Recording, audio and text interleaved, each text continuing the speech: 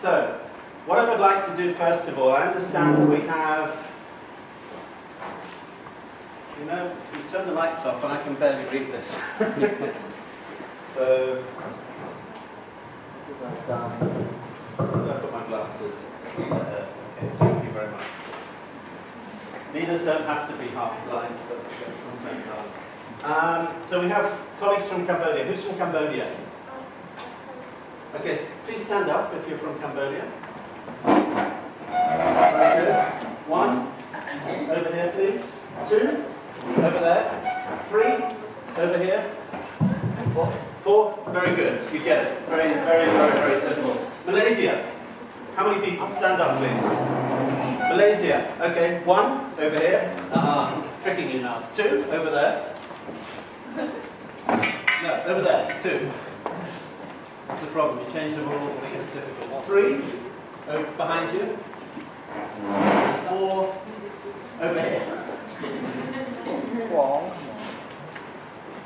I don't know if you've ever seen that game where you actually, somebody tries to ride a bicycle, but the bicycle steering has been changed around. So you turn the bicycle that way, and the bicycle goes the other way, and you turn it that way.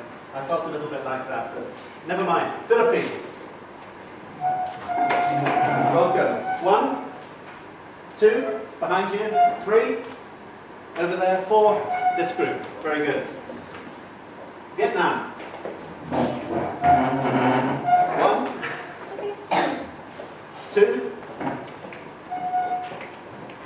3. Threes never seem to have to walk very far. 4, over here. And Indonesia. 1, 2, 3, 4. Okay, 1 here. Yeah? Which leaves Thailand. On your own. Sorry about that. You can choose whichever group you like, or if you would prefer me to allocate you to a group. I'm going to allocate you. There. What leaders do. Very good. So, I'm going to ask you to think about leadership, and I'm going to ask you 2 very, very simple questions. And what I'm not going to do is give you a big orientation about what leadership means. Something very important is happening in the world today. Do you know what that is? Good or bad? It's good or bad? No, the very important thing that's happening in the world. In America. Trump. Yeah? So, don't think about a particular leader on the world stage at this point. Because if you think about the world leader, maybe you think about Donald Trump, or you think about the best leader, maybe you think about somebody else, right? I want you to think about somebody you know. Right? And I want you to think about these 2 questions. They're on 2 slides. So this is for groups 1 and 3 initially. There we go. So, for groups 2 and 4. So I want you to think about the first question. Think about the worst leader. And what does that person do? Actions. What does he or she actually do? Right? Their behaviors, in fact. Okay? And obviously,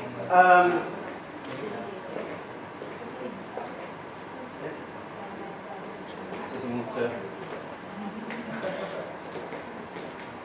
We just go to the next slide.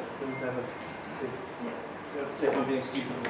So, for groups 1 and 3, I want you to think about the best leader. And what does the best leader do? So each of you probably know different leaders, right? So keep in your mind, just think about what those people do. Yes, sir? Now, the leaders that do now are whoever you like, just think about somebody in your mind who is the best leader and think about their actions, what they do. Okay? And you have about 5 minutes to document as many actions, what they do, as you can. Not Not adjectives. You don't want to have adjectives. You don't want to say they're brave, they're visionary, they're intelligent. No, those are adjectives. You want actions. Okay? So, is that clear? Yeah. Very good. 5 minutes.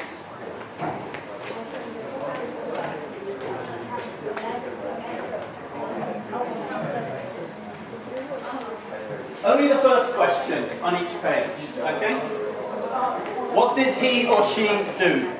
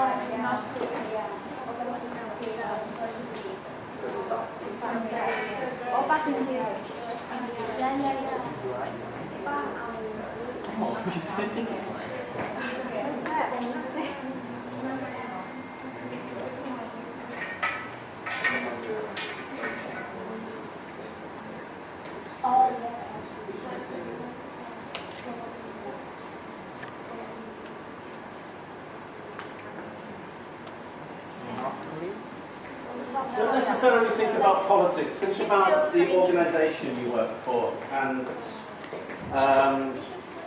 organisations you're familiar with. For example, your own university.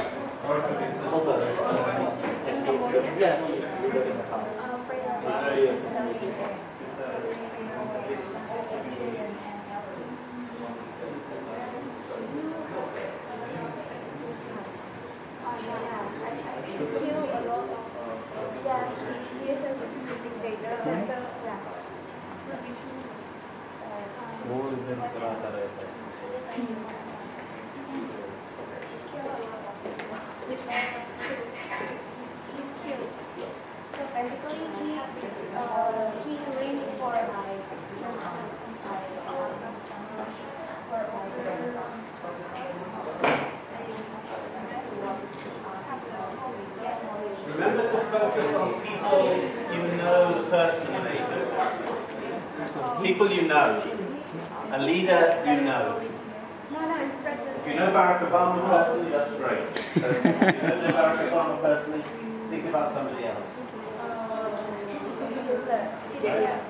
And somebody you know should be people you know personally and what they do, and focus on the actions. So, that's part of the exercise. But I said don't, and I said, because I think many people today are thinking about Donald Trump. Don't think about people like that. Don't think about politicians.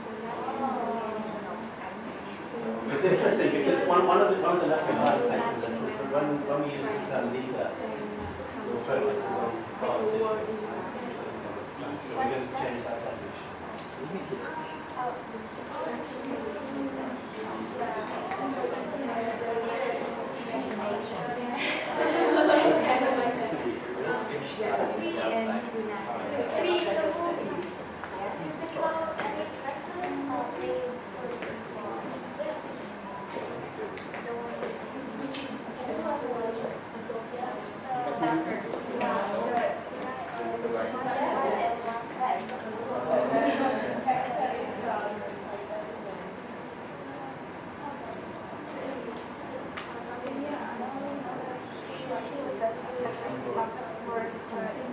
No.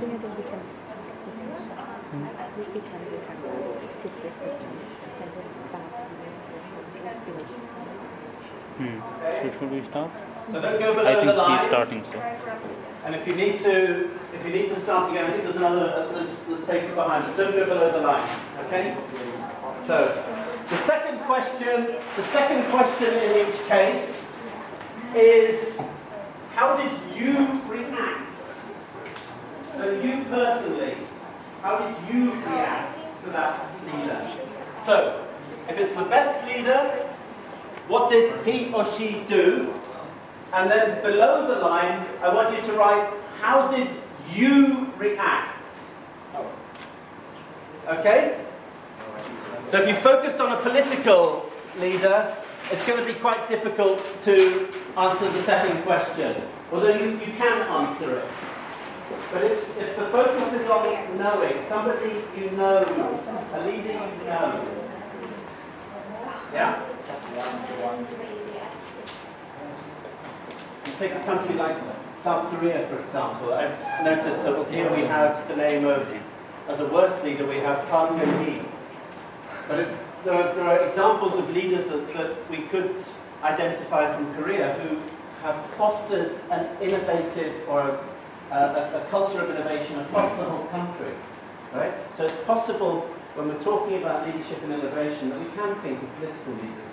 But the focus here is much more on the personal. So when I said think about your best leader, I wasn't referring to the country, I was thinking about you personally. So what I'd like to do is just take look at this one here. I don't know if you've probably got better eyes than me, you can read it. But the worst leader doesn't listen to members' opinions, thinks only about himself. So you have somebody in mind that it's a man, right? Not a woman. Maybe the best leader is a woman. Has unfair decisions.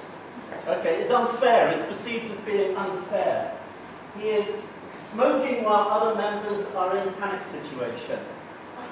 I think I understand what you mean. Somebody explain that to me, but I think it's when you're smoking, you're kind of relaxing, right?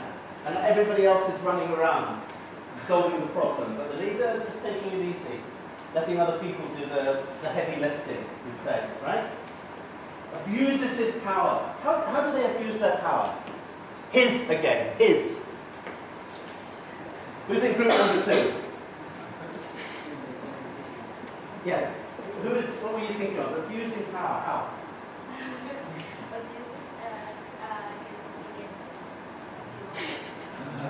Okay, don't worry, but abusing power is definitely. It could be financial, it could be favoritism, it could be bringing in your own family members. Yeah. It could be using the organization's resources to enrich yourself. All of these are possible, right? And it doesn't have communication with members. And this is very interesting as well. Unrealistic, ambitious decision, has no goals, lacks credibility. Okay, so that's a fairly good list, although if I was to spend more time on this, I'd say go through it again and cut out the things that are not actions, because you need to focus on what people do.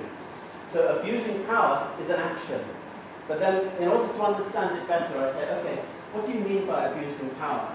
Because we need to get more specific, right? It's very hard to see an abuse of power, but if you say, oh, he puts money from the company into his own account, that's an abuse of power.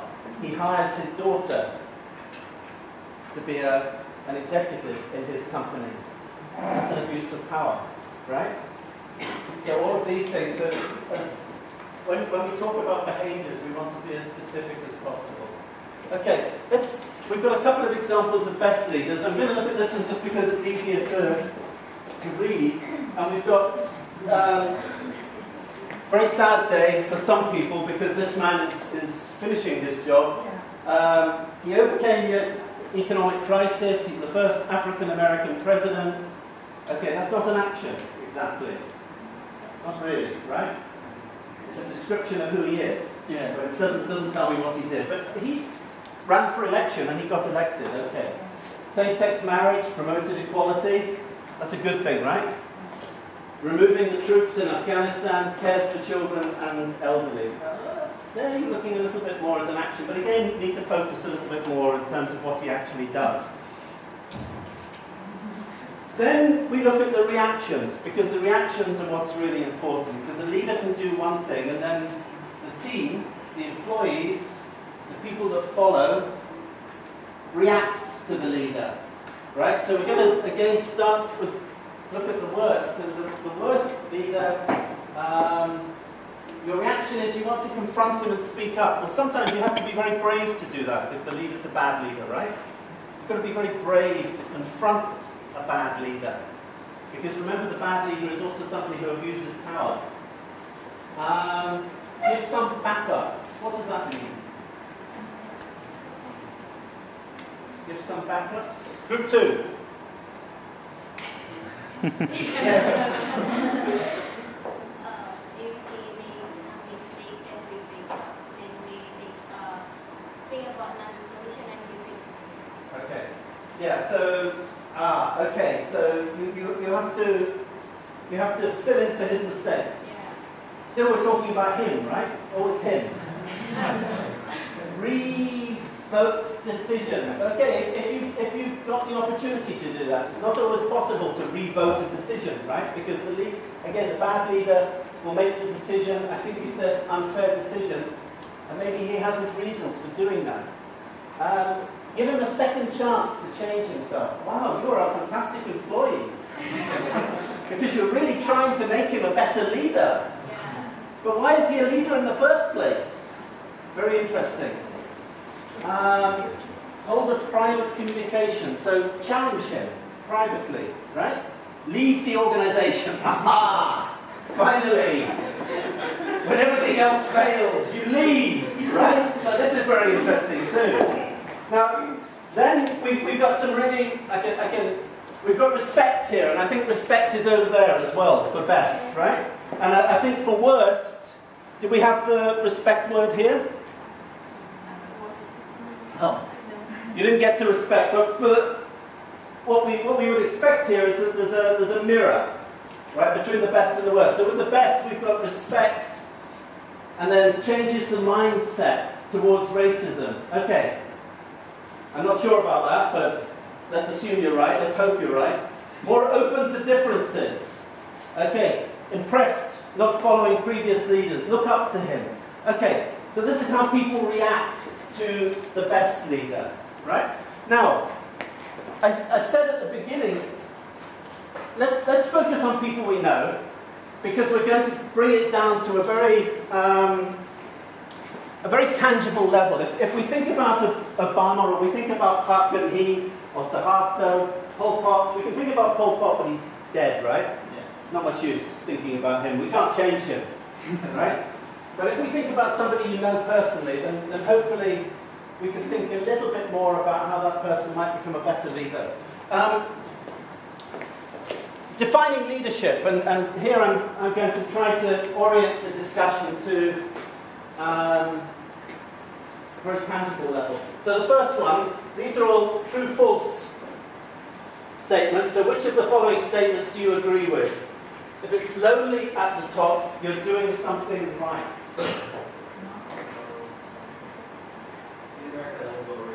Will it? Okay. And it probably goes really well everywhere, right? In many places. We don't want to talk about America today. I guess today's the wrong day to talk about America. But what about in your countries? What about in your experience? If it's lonely at the top, you're doing something right. You don't agree with that? Nor do I.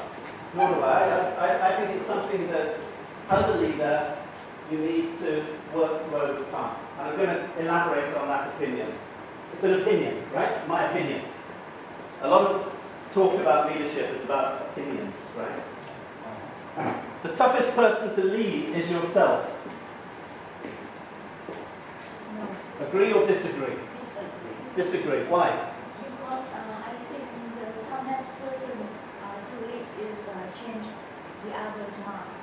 Okay. So if I want to be the leader, so the first one I have to change myself first, and it is easier to be the leader. So after that, the more difficult is change the other's mind. Very interesting. So the opinion, your opinion, is that if you're a leader, you've already managed yourself, you've already led yourself to become a leader, right? But remember, some people almost become leaders by accident.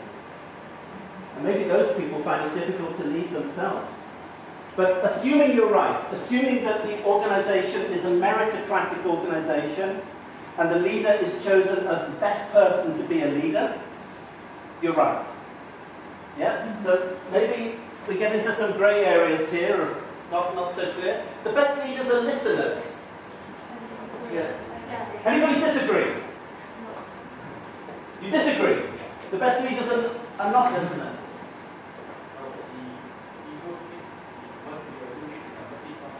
It's not enough. It's necessary but not sufficient. Right? Okay, that'll do. To see how the leader is doing, look at the people. You like that? Yeah. To see how the leader is doing, look at the people. So this goes to the reactions that people have. If the leader's doing well, the people are reacting well. Difficult to measure at a national level, but within an organization, it's quite easy to measure, isn't it? You go into the organization, you can observe them. Do they look engaged? Do they look enthusiastic? Are they innovative, perhaps? What else? Employees quit managers, not companies. Yes, we agree with that, don't we? Or do you disagree? You're allowed to disagree. Employees quit managers, they don't quit companies or organizations. Yeah? So we like that. Be a connector, not a climber. What's that mean?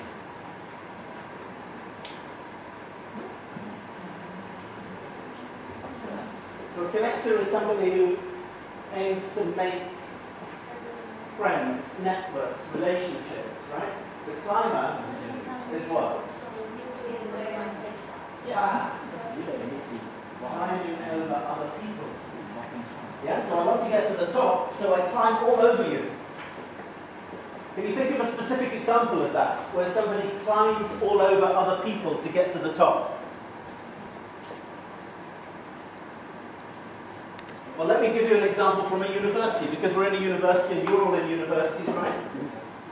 A professor may use his students' work to promote his own career. This is a difficult one because in some cases it's perfectly legitimate. Right?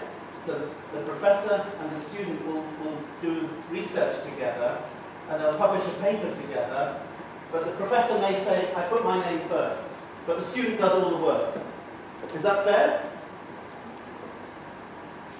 The student does all the work, but the professor puts the professor's name first. And then you multiply that by 100 times. So the professor gets 100 publications and the student is the second author on one paper. Right?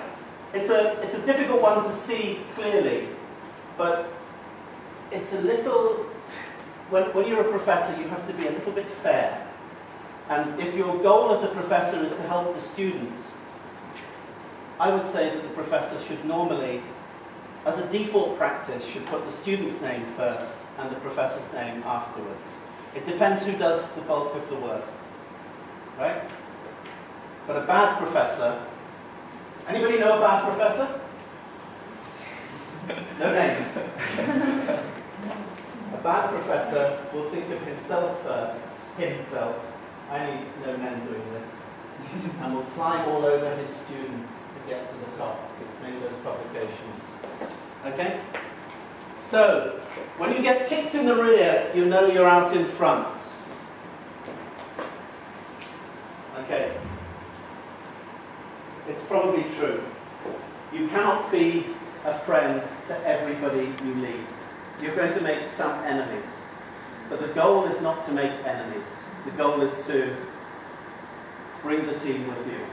Right, so the reason I was hurrying up was because I've already spent half an hour setting the frame, and I think that's important, because when we talk about leaders, this is what I wanted to talk about, these things. And a few important words have come up here: listening, communicating, right?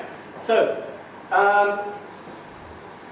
presently, another thing that's been happening this week is the World Economic Forum, and a lot of the references that are in the presentation are from papers that are written by people for the World Economic Forum. And this week in Davos in Switzerland, many leaders have been gathering, and those are political leaders, they're business leaders, they're social leaders.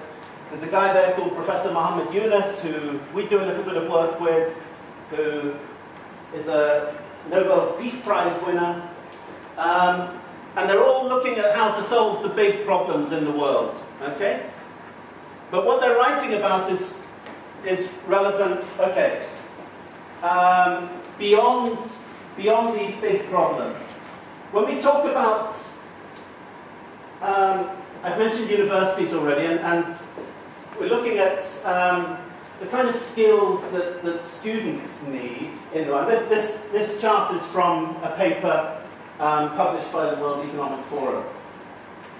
It's quite interesting. So we're looking at the kind of skills that students need to flourish in the 21st century. And today we're talking about leadership, and we're talking about innovation. It's a little bit difficult to see here, but at number 15 you have leadership. Right?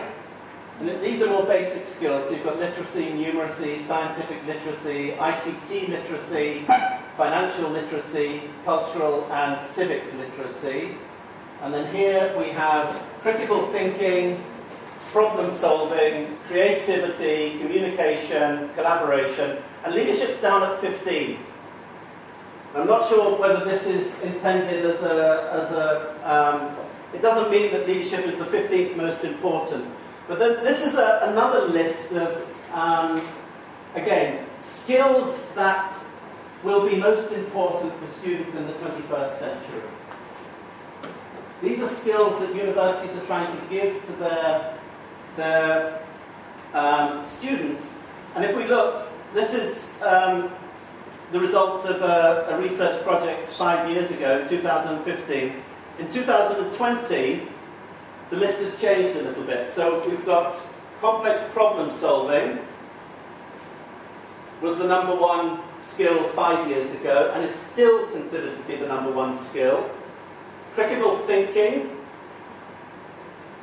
number 4 5 years ago, number 2 now. Has anybody heard of fake news? Fake news. How can you tell what's fake news and what isn't fake news? You want real news, right? Not fake news, right? So critical thinking should help you distinguish between fake news and real news. Creativity. Where's creativity here? Up from number 10. What's the relationship between creativity and innovation? Create new things. Aspects. Sorry? Think that out the box. Sorry, again. Think that out the box. Think that out the box. Think out of the box. Yeah, so creative thinkers are people who can think out of the box, and innovative thinkers are thinkers who can think outside the box too, right? So creativity seems to be becoming more important. What about people management? You've got a lot of people management over here, right? There's a lot of people management. I think there's people management in all of them, actually. Killing people is bad people management, right? It's not good people management to kill people. What do you mean by people management? Hmm? Manage behavior. Yeah, very good. You manage their behavior. Why? Because if you put a group of people together and you give them a task and you don't define clearly what you expect them to do, you're probably not going to get the results that you want. So people management, leading people, if you like. It's there, right? Leadership is there. Coordinating with others, up to number 5. Where is it here? No, down from number 2. But notice that we still have number 5 and number 4, people management and coordinating with others. They're still there in the top 5 skills. Emotional intelligence. What do we mean by that?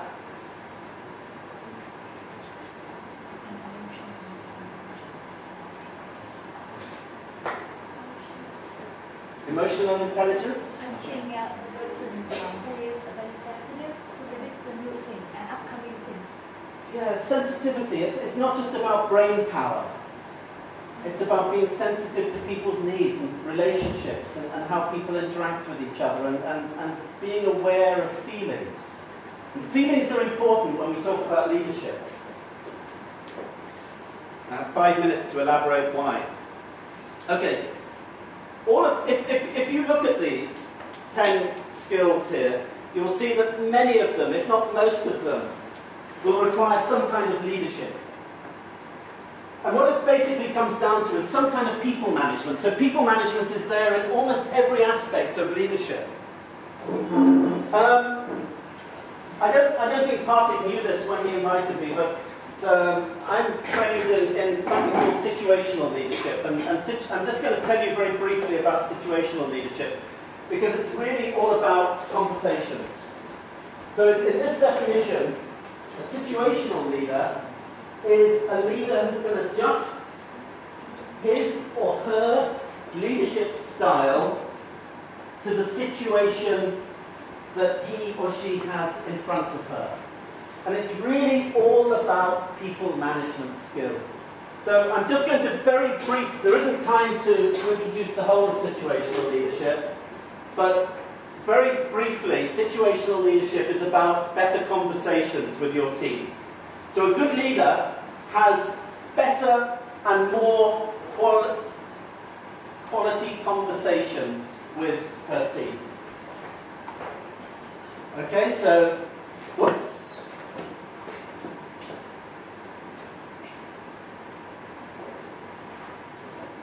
There we go. So, leadership, situational leadership is all about a language that the team and the leaders can use together. Right? And in this definition of leadership, anybody can be a leader. A father is a leader. A mother is a leader in the family. Right? Children, I guess they could be leaders, but we have to think about that. There isn't time. A teacher's a leader.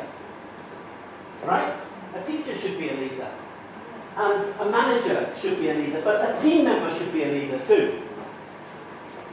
So, I'm going to skip through this if I'm allowed.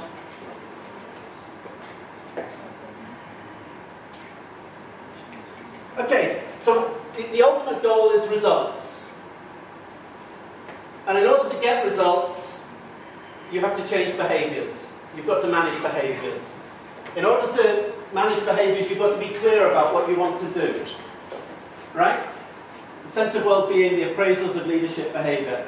To do above average work, give discretionary effort, be a good citizen, stay and endorse. Okay, so values are there. Right? Be a good citizen. Now, I just promised you that I'd come on to this, and I think I've got a maximum of 5 minutes to talk about this. Are you going to talk about this? No, but it's going to fit perfectly in the one you want. Very good. Excellent. Good. So 45 minutes to talk about leadership is really tough, Partik. I just want to let you know that it's something that normally we do over a couple of days, but I just want to give an idea of what we're So the question here is leadership and innovation, what's the relationship? And if we look back a few slides, we can say creativity is there, complex problem solving, right? All of those are part of innovation, aren't they? And I'm not going to get into talking in detail about what innovation means, right? That's for other people to do. But in order, the question that we want to try and get a little bit closer to answering today is how do you lead innovation? And the answer, again, I can say I've given it already. It's about better conversations with your team. What are those conversations? We don't have time. But essentially, listening skills, as you said, they're necessary, they're not sufficient, right? Listening is a key part of that. Listening to your team members. Being decisive is part of that. All of these are part of what conversations we need to have. So, when we think about leaders, we often think about visionary men. Ho Chi Minh. Yeah? I thought people would use the example of Ho Chi Minh, but we've got Obama here. Yes, we can. Right? I don't know what Trump's vision is. I'll leave that to us. But the vision, we're not really talking about visionary leaders here, but in our minds, when we talk about leadership, we often think about the visionary. And we want the person who's going to come in and do transformative things to the organization or the country. And those people are damned rare. How many Ho Chi Minhs have you had? One. How many people like Ho Chi Minh? Many people? Okay. Well, maybe you have a lower opinion of Ho Chi Minh than some people. But many people in Vietnam would say that Ho Chi Minh was unique. Right? Yeah. Yeah? I mean, certainly has a unique place in the history of the country. But leaders and vision are often associated together. So, okay. So